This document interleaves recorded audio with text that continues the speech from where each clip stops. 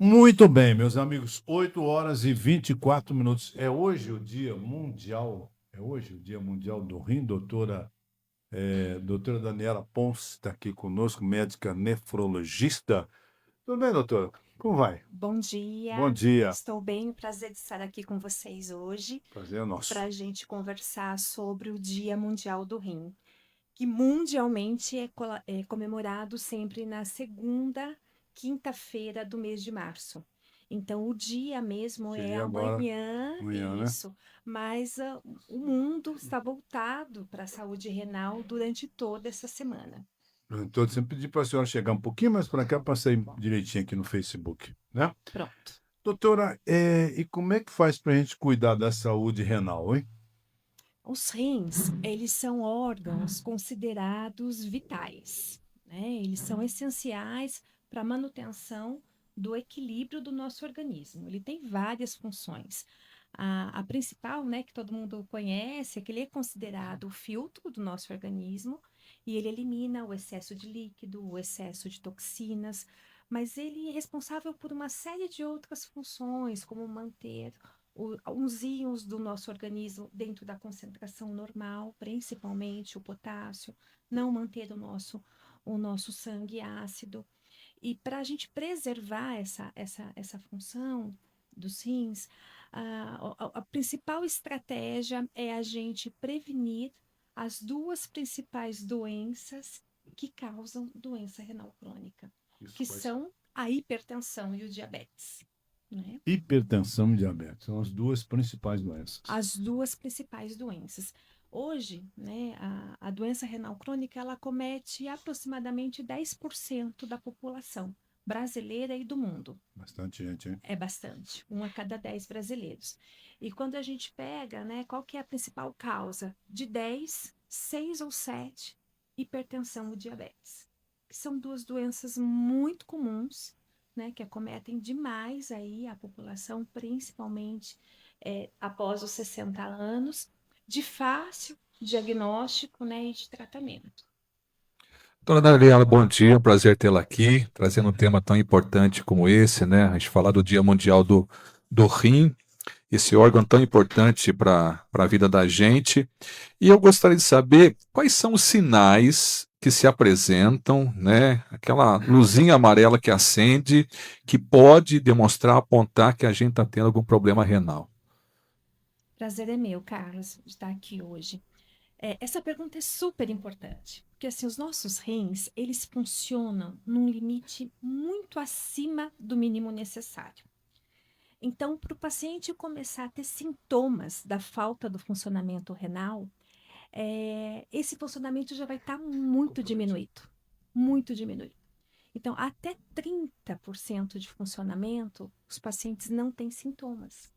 E esse é um dos nossos maiores desafios, porque se a gente esperar os sintomas da falta da função renal, que geralmente é o inchaço, né, a falta de apetite, a anemia, nós vamos fazer o diagnóstico da doença renal crônica em fases muito avançadas. Ela tem 5 estágios. Começam a aparecer os sintomas no estágio 4, muitas vezes no estágio 5, quer dizer, nos últimos estágios. Então, a gente não deve aguardar o aparecimento dos sinais e sintomas relacionados à falta da função renal para fazer o diagnóstico da doença renal crônica. E esse é o nosso maior desafio, porque senão a gente vai fazer tardiamente, quando o nosso arsenal terapêutico para evitar essa progressão da doença, ou seja, para evitar que o paciente vá para a diálise, ele já está muito limitado, ele já está muito reduzido. Por isso que o ideal é a gente procurar a doença naqueles pacientes que têm fatores de risco para desenvolver a doença, para que a gente faça o diagnóstico de modo precoce, quando o nosso tratamento, quando as nossas medidas são mais efetivas para a gente desacelerar essa progressão, para a gente evitar que o paciente chegue nas fases avançadas e principalmente na diálise, E quais são esses fatores de risco? principalmente a hipertensão e diabetes. Então, o paciente que sabidamente é hipertenso, que ele é diabético, ele tem que ser acompanhado, né, por um médico e anualmente ele tem que fazer o exame da triagem para ver como está o funcionamento desses, como estão as funções desses rins. E são por 2 exames muito básicos que tem na atenção primária à saúde, que é a creatinina plasmática, que é o nosso medidor aí da taxa de funcionamento renal, e o exame de urina, né, para a gente ver se está havendo perda de proteína na urina. Porque na maioria das vezes, antes de diminuir a função, a perda de proteína na urina. Né? Então, é dessa maneira que a gente deve rastrear a população. É só o hipertenso e diabético? Não. Esse, como eu falei, de cada 10, 6 ou 7 são os hipertensos ou diabéticos. Mas tem outros fatores de risco, como, por exemplo, antecedente familiar.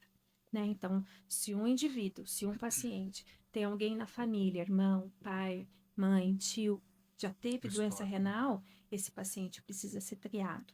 Idoso, todo paciente acima de 60 anos precisa ser triado para doença renal crônica, com esses exames que são extremamente simples e disponíveis, né, na atenção primária à saúde pelo Sistema Único de Saúde.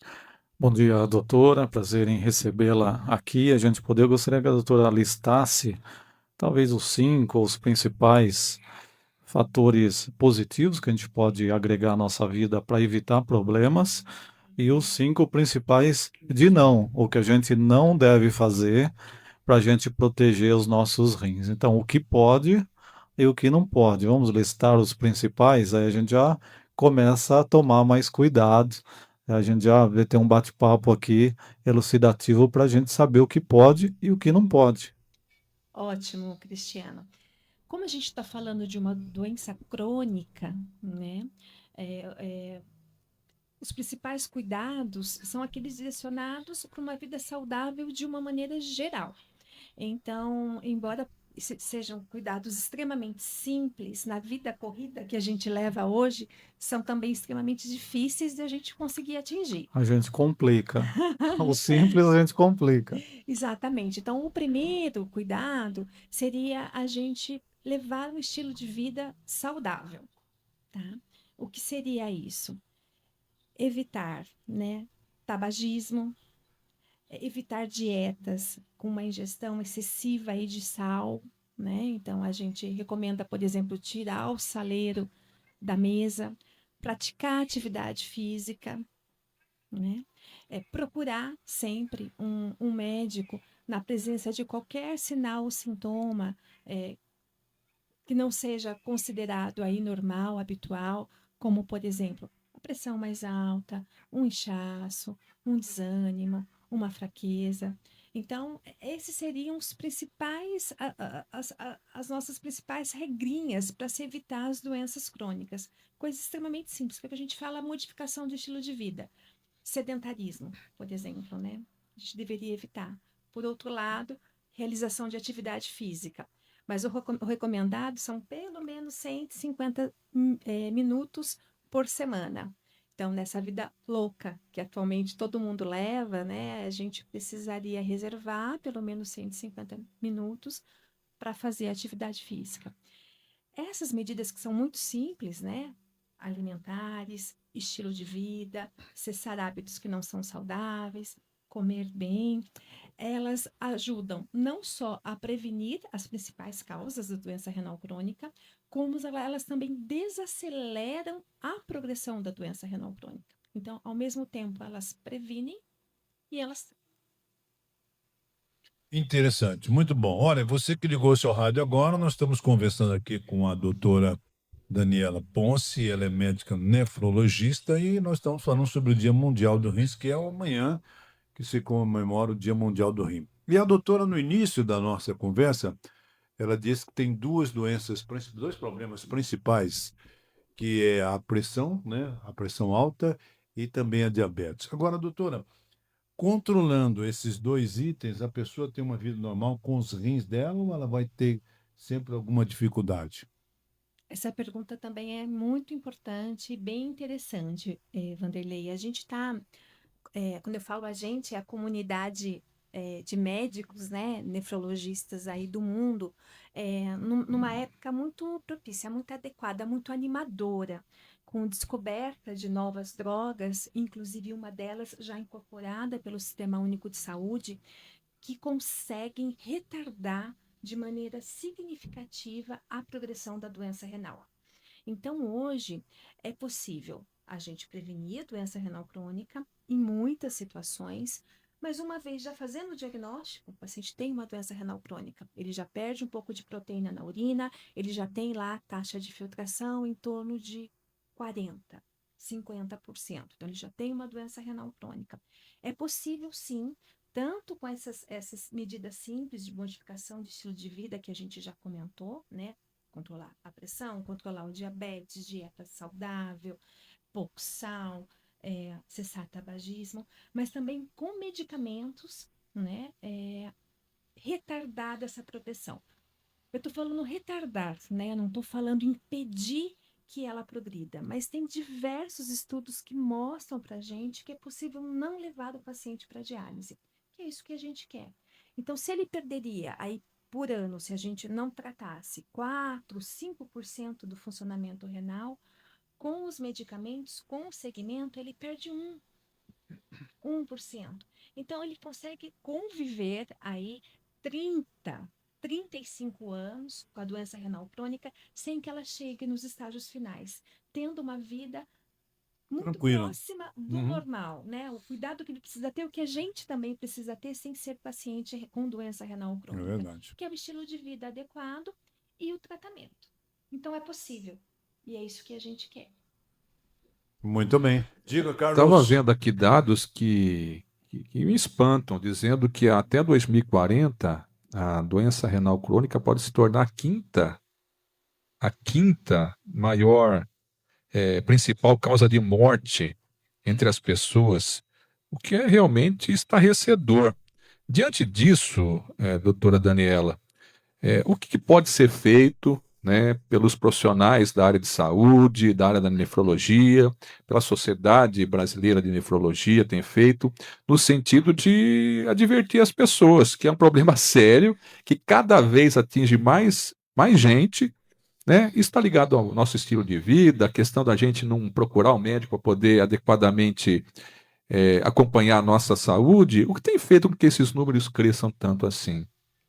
De fato, Carlos, é assustador a gente imaginar que aqui pouco mais de 10 anos, né, a doença renal crônica vai ser a quinta, em alguns lugares falam a quarta causa de morte no mundo, principalmente por evento cardiovascular, então insuficiência cardíaca, infarto, AVC relacionados a complicações da doença renal crônica. O grande problema é aquilo que a gente falou no início. As principais causas são hipertensão e diabetes. E, infelizmente, né, a nossa população, de uma maneira geral, ela ainda só acredita na doença quando ela tem sinais e sintomas, né? E como a gente falou, a doença renal crônica ela vai dar sinais e sintomas quando a gente já está muito avançado. E mesmo a hipertensão e o diabetes. Tem muitos, a maioria dos pacientes hipertensos e diabéticos, eles não têm sinais e sintomas, né? Aquele paciente que quando está mais hipertenso tem dor de cabeça, ele tem sorte, porque a maioria não tem sintoma nenhum. E quando tiver, vai ter um sinal, um sintoma que já é uma complicação da hipertensão e do diabetes. Então, o principal problema, né, os principais, primeiro é isso, né, do paciente, nem quando ele é paciente ainda, mas do indivíduo, nós, né, nos conscientizarmos que essas doenças crônicas, elas podem estar presentes de uma maneira assintomática, então é preciso sim frequentar de modo regular, né, e pelo menos uma vez por ano, os estabelecimentos médicos para que possa ser feito esse diagnóstico, mesmo na ausência de sinais e sintomas. E também nós temos um problema de rede de atenção à saúde, né? E, infelizmente, nós temos também o déficit de informação de médicos não especialistas quanto ao rastreio da doença renal crônica nessa população de risco. Os hipertensos, os diabéticos, os idosos, a população com antecedente familiar. Então, é preciso também uma maior divulgação, uma maior capacitação dos médicos generalistas para o rastreio da doença renal crônica com esses dois exames tão simples, que é a creatinina e a dosagem da albumina na urina, urina. numa amostra isolada. Então, acho que são campanhas como essa que a gente se mobiliza mundialmente, é o 20º Dia Mundial do Rim, né, que é comemorado aí mundialmente, e o objetivo principal é isso, é a conscientização, é a divulgação da informação do que é a doença renal crônica, de como ela pode ser prevenida, de como ela deve ser diagnosticada. E nós vamos fazer uma ação aqui em Botucatu, no município de Botucatu, no próximo sábado, no dia 14, lá na Praça da Rainha, do Aquário 1. Aquário 1. Isso. Se não Então, chover, né, doutor? eu acho que a gente vai fazer até com chuva, porque a gente mesmo? está tão animado. Então, ótimo. E é uma parceria, né, com a Secretaria Municipal de Saúde, né? Então, com a Prefeitura Municipal, com o HC, com a FMB, também com a participação da ABAD e o apoio da Sociedade de Nefrologia. A gente vai ficar o dia todo, né, a partir aí das 7h30 da manhã até as 4 da tarde, com uma equipe multiprofissional fazendo o rastreio. Então, a gente vai aferir peso, pressão arterial, medir glicemia e a gente vai fazer o teste rápido da creatinina para ver como está a função renal desses cidadãos nesse dia. E aqueles que forem rastreados de maneira positiva, a gente vai em 15 dias repetir o exame para confirmar o diagnóstico e para dar o segmento adequado. E daí é lá na Unesp, lá no HC? O Como- segmento? ou vai ser na rede? Então, como se trata de uma medida de educação e também de um estudo nacional que está sendo realizado, para a gente confirmar em 15 dias, nós fizemos parcerias com laboratórios da cidade. Ah, que bacana. Porque o Sistema Único, seja a atenção primária e mesmo o HC, a gente não conseguiria em 15 dias confirmar. Imagina, você está lá passando na praça, você vê o movimento de uma equipe grande que vai estar lá, você aceita ser rastreado e a gente fala para você, olha, detectamos que o seu rim funciona a 40%. A gente precisa confirmar isso. Vai gerar uma ansiedade, uma expectativa. Então, uma responsabilidade mesmo aí social e também de pesquisa, a Sociedade Brasileira fez convênio com laboratórios do Brasil todo, né? Parcerias também com a Sociedade Brasileira de Patologia Clínica, e a gente vai confirmar esse exame via laboratórios parceiros da cidade e das sociedades. Diga, Cristiano Alves. Muito bem, saber, doutora, a questão da bebida alcoólica, ela também acaba refletindo muito para a gente saber se a gente chegar num churrasco, ninguém vai beber aqui. A doutora falou ontem que não Poxa. pode beber, a gente já tira a cerveja de todo mundo, só para a gente Nem saber a sal, orientação. né? Nem sal, nem Nem água. sal, nada, Não. churrasco sem sal. O maior vilão, sem dúvida, é o sal para as doenças crônicas, tá? Para a hipertensão, para a doença renal, para a insuficiência cardíaca. O sal está mais associado à progressão do que o próprio álcool. O álcool ele é controverso, né? Há estudos que mostram que até uma ingestão baixa de álcool, principalmente relacionado aí ao vinho, aos destilados, poderia ter até um fator de proteção do ponto de vista cardiovascular. A gente não tem evidências de que o álcool progride a doença renal crônica, piora a doença renal crônica. Mas eu não estou falando que a gente deve beber, né? O etilismo, né? Tudo que é exagerado, ele é maléfico, mas aí não seria o rim o alvo, né? Seriam doenças hepáticas, doenças neurológicas. Então, pode beber? Claro, com moderação, Claro, pode beber, claro, né? claro. Diferente do tabagismo, que deve ser evitado sempre. E o sal muitas vezes não está só no sal específico, né? Você come aquele salgadinho, uma chips, você come qualquer produto aí que é industrializado, às vezes tem muito escrito lá sódio. Você fala, deve ser bom, vou comer isso aqui, né? E essa questão aí desses produtos que tem o sal escondido. Isso, essa pergunta é super importante, que às vezes a gente se preocupa só com o sal que está no saleiro ali em cima da nossa mesa. E hoje o que você falou procede, né? É super real.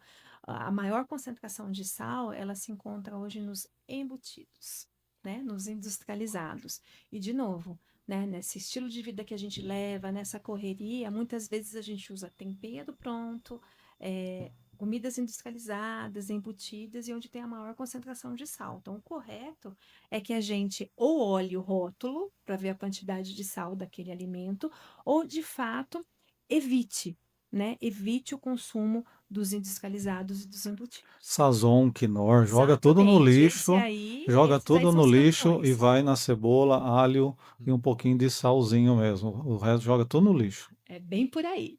É. Nós temos um áudio de um ouvinte aí, o Vamos Paulo com o áudio. Roberto, acompanhando a entrevista com a doutora Daniela, e ele traz um depoimento. Vamos ouvi-lo aí. Bom dia, Vanderlei. Bom Bom dia, dia. amigos da Municipalista, caros ouvintes. Nós, no Banco de Remédios da Ação da Cidadania de Botucatu. Não, esse é outra coisa. Esse não, César. Esse é do Banco de Você Remédios. mesmo me passou aí, é o Paulo Roberto. Vamos ouvi-lo. Em relação a esse problema que a médica está comentando sobre a insuficiência renal, eu gostaria de dar um depoimento que é um alerta também em relação ao que aconteceu com o meu pai. Meu pai, quando jovem, jogava futebol e tal, e ele teve uma lesão no joelho e, em virtude disso, ele começou a usar, depois de uma certa idade, diclofenaco, né, um anti-inflamatório que é vendido sem receita médica, e ele usou tanto que isso acabou destruindo os rins dele. O meu pai teve insuficiência renal por uso de diclofenaco, que acabou, entre aspas, né, matando os rins do meu pai. Então, acho que seria interessante, talvez, a médica comentar sobre isso, né? O uso indiscriminado desses anti-inflamatórios que são verdadeiros venenos para os rins, né? Então, eu acho que seria interessante se vocês pudessem perguntar para a médica se realmente, ou até que ponto, o uso de diclofenaco, que é um medicamento que vende na farmácia sem receita médica, até que ponto isso pode realmente causar esse problema que aconteceu com meu pai. Tá ok? Eu agradeço pela oportunidade e um bom dia a todos. Pois não, doutora, fica à vontade. Não. Primeiro, Paulo Roberto, muito obrigada pelo seu depoimento e pela sua colocação. Eu considero que ela foi mais importante do que tudo que eu falei aqui, porque é o depoimento do filho de um paciente. Então, vamos lá. Essa informação, lembra quando eu comentei, né, de cada 10 pacientes que têm doença renal crônica, 6 ou 7 são hipertensos ou diabéticos. Mas sobram ali, né, 3 ou 4, qual que é a causa? O que levou o paciente a ter essa disfunção renal? Além das causas genéticas, de algumas doenças do glomérulo, a gente tem sim alterações que nós chamamos na linguagem médica de induzidas por drogas. Tem alguns medicamentos que são tóxicos para o rim. Como eu falei no início, o rim é o filtro do nosso organismo. Então, tudo que a gente ingere, né, isso vai ser filtrado por ele. E se a gente pode estar ingerindo algumas coisas, alguns medicamentos que têm toxicidade renal. E aí vem os anti-inflamatórios. Os anti-inflamatórios, uma coisa é um indivíduo jovem, sem fator de risco, que não é hipertenso, que não é diabético, que não é idoso, tomar anti-inflamatório, vou dar alguns exemplos aqui, diclofenaco, cetoprofeno, né, nome comercial aí, Profenide, Voltaren. Tomar o anti-inflamatório por 3, 4 dias, porque tá com uma dor muscular, uma dor de garganta, por um tempo limitado, curto, e um indivíduo sem fator de risco. Essa droga, para inibir a dor, ela causa uma vasoconstrição, quer dizer, ela diminui um pouco a vascularização, só que não é específica para o lugar da dor. Acaba acontecendo isso no rim também. Por 3, 4 dias, no indivíduo que não tem fator de risco, tá tudo bem.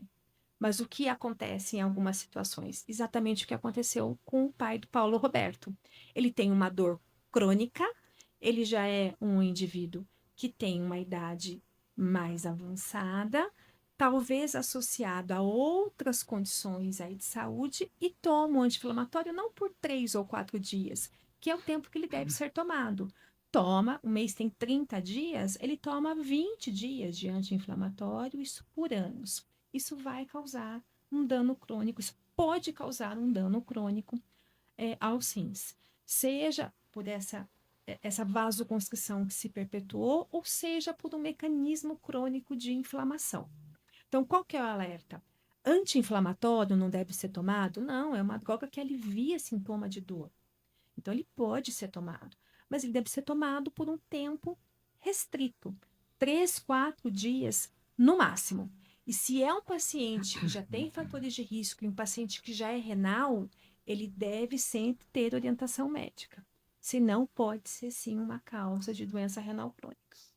Muito bem, acho que um aspecto que talvez nós não tenhamos abordado, mas acho que é interessante, é a questão da ingestão da água, né, doutora? Para o bom funcionamento dos rins. O que a senhora poderia dizer para a gente a respeito disso? E aí muita gente tem um probleminha aí chamado pedra no rim, né, doutora? E que isso é uma dificuldade, uma dor que dizem que se assemelha à dor do parto, alguma coisa parecida. O que a senhora pode falar para a gente, para as pessoas que não têm muito hábito de tomar água, né, doutora? Água é vida, né? A gente recomenda, sim, né? De novo, quando eu falo a gente, não, A são sociedade, os né? médicos, de Médico, uma né? maneira geral, uma ingestão de aproximadamente aí, 2 litros de água por dia. Tem até uma continha um pouquinho melhor, que é em torno de 30 ml por quilo. Então, o indivíduo que pesa 80 quilos deveria até tomar próximo de 2,5 litros. Como eu falei, o rim, ele filtra, né? Tudo que está no nosso sangue. Se tiver mais diluído, mais líquido, ele vai funcionar melhor, tá? Então, a ingestão de água, ela é importante para colaborar aí para a saúde renal. Especificamente na situação da litíase, da pedra, ela é mais importante ainda, porque o que é a pedra, né? Você teve um monte de soluto de cristalzinho ali que se juntou, se consolidou e formou uma pedra. Então, um dos fatores que facilitam isso é a pouca ingestão de líquido, que aí aumenta a concentração disso. Um episódio de pedra, de litíase, é comum na população, né? Tem estudos aí que falam que 15 a cada 100 brasileiros em algum momento vão ter algum episódio de litíase. O que não é comum é aquele indivíduo que tem o segundo, o terceiro, o quarto. Aí, nesse indivíduo, não deve ser só a falta de ingestão de líquido. Aí ele pode ter o excesso de alguns cristalzinhos na urina. Ele pode ter uma doença aí no funcionamento dos túbulos, do rim, que faz com que ele elimine, ele excrete mais alguns solutos que façam ele formar cálculo. Ou ele pode ter falta de alguma solução que chama citrato, que é o que impede que esses cristalzinhos se unam. Então, qual que é a mensagem? Um episódio de cálculo é muito comum, e a principal causa seria sedentarismo, calor e beber pouca água, tá? Então, a importância da gente beber pelo menos esses 2 litros.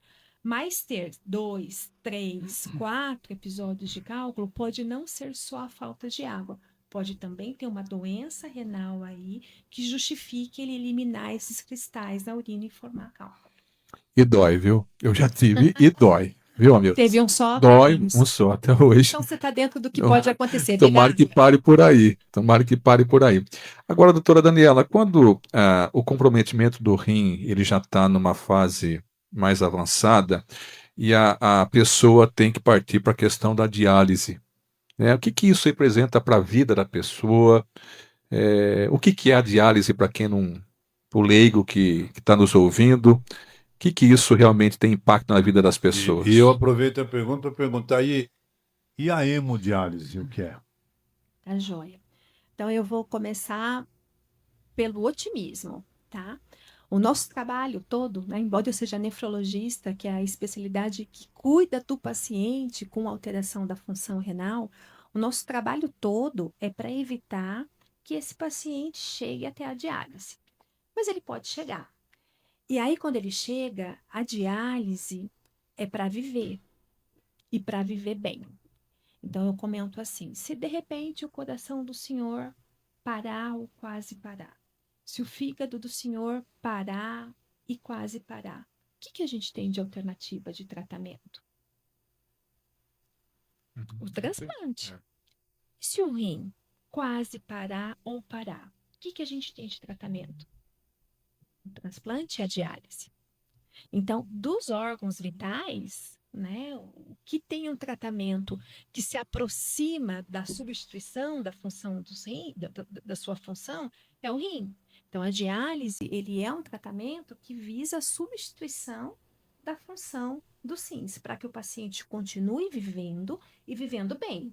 A gente não quer um paciente que só está vivo e não está lá almoçando com a sua família, caminhando, lendo o seu livro, viajando, fazer as coisas que ele já fazia e estava habituado a viver. Tá? Então, a gente trabalha para que ele não chegue na diálise. Mas se chegar esse momento, é para ele viver e para ele viver bem. A diálise, a gente tem 3 tipos, né, de substituição de função renal. A gente tem o transplante, que a realidade do mundo e do nosso país é de cada 10 pacientes em diálise, só 2 ou 3 são candidatos a transplante, principalmente por causa da idade. Então, a grande maioria fica na diálise. E a gente tem 2 tipos de diálise. A hemodiálise, que é a mais difundida no mundo, onde o paciente vai se tratar numa clínica ou num hospital 3 vezes por semana, pelo menos. E eu vou precisar de um acesso, né, para que a gente faça esse tratamento. Esse sangue do paciente vai ser retirado, vai ser enviado para a máquina, tratado e devolvido. E por ser a terapia onde não é o paciente o principal responsável pelo tratamento dele, né, a equipe de saúde, e também por questões de reembolso, orçamentárias, ela é a mais utilizada no Brasil e no mundo. Mais de 90% dos pacientes em diálise são tratados por hemodiálise. Como fica a vida do paciente? É um novo capítulo da vida dele, né? Por isso que eu falei, vamos começar com otimismo. É para ele viver e viver bem, né? É a alternativa que a gente tem. Ele vai ter que se adaptar, né? Ele vai ter que parte da rotina dele agora vai ser dentro de uma clínica voltada para o tratamento dialítico. A outra modalidade é a diálise peritoneal. Né? Essa é uma terapia domiciliar. A gente usa o peritônio, que é uma membrana bem fininha do abdômen do paciente, com uma membrana dialisadora. A gente insere um catéter e o paciente realiza a terapia na casa. O Sistema Único de Saúde fornece os equipamentos, a enfermagem treina o cuidador ou o próprio paciente e essa terapia é no domicílio. Essa é bem pouco utilizada por questões de subfinanciamento, principalmente, mas não só isso, por limitações do método, por compartilhar o tratamento com o paciente e a família, pelos nefrologistas serem menos capacitados para realizar essa terapia, a hemodiálise, durante a formação dele, ele é muito mais capacitado. Isso é uma realidade diferente aqui no nosso centro, né? Aqui em Botucatu nós somos referências na diálise peritoneal, tanto nacional como mundial. Então a gente faz muito a diálise peritoneal aqui. Muito bem, eu acho que nós devemos aproveitar a oportunidade que nós estamos falando do Dia Mundial do Rim e de tudo que a doutora Daniela explicou para a gente também falar da importância de doação de órgãos, né, doutora? E isso é da maior importância, porque quando um paciente que está com uma situação renal que precisa de um transplante, quando o órgão é implantado e as coisas funcionando bem, ele passa a ter uma vida absolutamente tranquila e normal.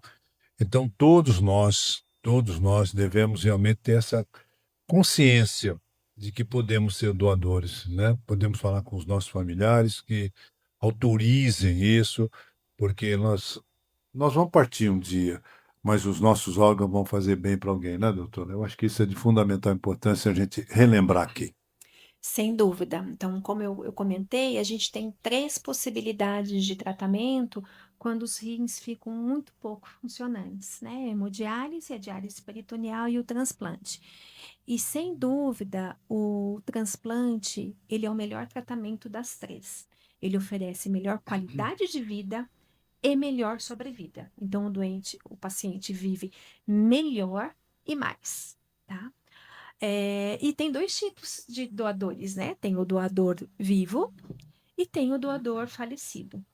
E nos países mais desenvolvidos, né, o principal tipo de transplante realizado é com doador falecido, maior do que com doador vivo. Ainda não é a realidade brasileira, nós ainda temos mais doadores vivos. Então, a importância, sim, dessa conscientização, porque se o rim evolui para essa fase terminal, dos tratamentos que a gente tem, o melhor para o paciente, o melhor para o indivíduo é o transplante. E o mundo ideal seria que fosse mais com doadores falecidos do que vivos. Então, é A importantíssimo. gente viu no Fantástico no domingo uma matéria bonita, né, Uhum. do ator Jackson Antunes, que precisou de um transplante de rim, e quem acabou sendo doadora foi a esposa dele, né?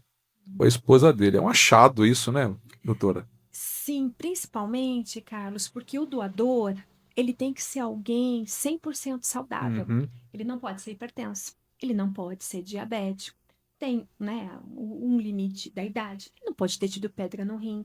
Então, olha a responsabilidade, né? Se nós nascemos com 2 rins, é porque algum motivo tem. A gente É. vive bem com um só? Vive. Nós nascemos com 2. Então, a gente vai tirar o rim de um indivíduo. Isso gera, né, uma sobrecarga do funcionamento para o rim que ficou. Então, esse indivíduo ele tem que ser 100% saudável. E hoje é difícil, né? Você ter alguém ali depois dos seus 50 anos, a gente já restringe metade da população, né? Que não é hipertensa, que não é diabética, que nunca teve uma litíase. Então, ele passa uma investigação detalhada para a gente falar. É seguro, eu vou tirar este órgão deste potencial doador. Então, e no nosso país, o mais comum é o doador vivo. Então, de fato, né? Pai para filho, irmãos, cônjuges, enquanto o ideal seria o doador falecido. A gente teve aquele depoimento do nosso ouvinte falando que o pai dele fazia uso de anti-inflamatórios, né? E pintou uma pergunta aqui do João se antialérgicos também pode causar algum dano para o rim, o uso de antialérgicos. Tá. Antialérgicos, né, de uma maneira geral, por exemplo, loratadina, não. Né? Ele não tem esse efeito conhecido que algumas drogas, né, como alguns antibióticos, vou citar, mas são antibióticos mais de uso hospitalar, vancomicina, amicacina, os anti-inflamatórios que a gente citou aqui, que têm efeitos específicos que podem sim causar dano renal. Os antialérgicos não. Tá? Ele não tem esse efeito específico conhecido que cause dano renal. Acho que tem mais uma pergunta aí no grupo, né, Vanderlei? Tem. Professora Lucimar está perguntando aqui. Bom dia, eu gostaria de perguntar para a doutora, para explicar o que é areia nos rins. Areia, pelo menos é isso que ela colocou aqui para gente. Areia são os cristais, né? São os cristais. Então, quando a gente faz o exame da urina 1, às vezes vem os cristais, né? Os cristais amorfos, cristais de ácido úrico, cristais de oxalato de cálcio. Está mostrando que que o indivíduo está eliminando um pouco a mais dessas substâncias que podem juntar uma na outra e futuramente formar um cálculo. Se tem cristal, o alerta é: bebe mais água. Se formou o cálculo aí, se a partir do segundo a gente vai investigar o porquê é que está formando. Só faltou água e atividade física ou tem algum dano, alguma patologia aí no funcionamento desse rim? Muito bem. Conversamos aqui com a doutora Daniela Ponce, médica nefrologista, e trazendo essas explicações tão importantes, uma verdadeira aula de como nós devemos cuidar bem dos nossos rins, que amanhã, quinta-feira, é o Dia Mundial do Rim. E essa atividade da doutora, sem dúvida, ela é muito importante para a gente ir conscientizando as pessoas dos malefícios ou dos benefícios que ela pode, né, tomar cuidado para não prejudicar os seus rins ou até cuidar dos seus rins. Doutora, muitíssimo obrigado pela presença, viu? Eu que agradeço, né? Foi um prazer discutir esses minutos com vocês sobre saúde renal, principalmente aí alertando a nossa população.